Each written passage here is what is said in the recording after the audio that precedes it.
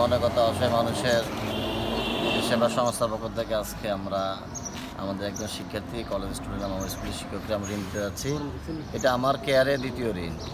আলহামদুলিল্লাহ গত ঋণ পরিশোধ হয়েছে। আশা করি অসহায় মানুষ মনের কথা যে উদ্যোগ নিয়েছে জনগণের স্বার্থে কল্যাণে আমরা এটা সাধুবাদ জানাই এবং এই সংগঠনটা উত্তরোত্তর বৃদ্ধি পাক, জনগণের মনে সুখের সঞ্চার বয়ানক।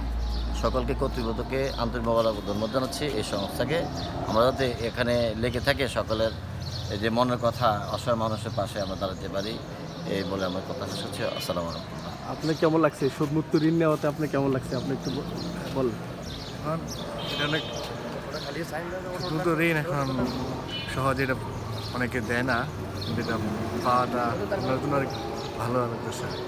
আর সবার জন্য দোয়া করবেন, আমাদের এই সংস্থার জন্য সবাই দোয়া করবেন। সালাম আলাইকুম।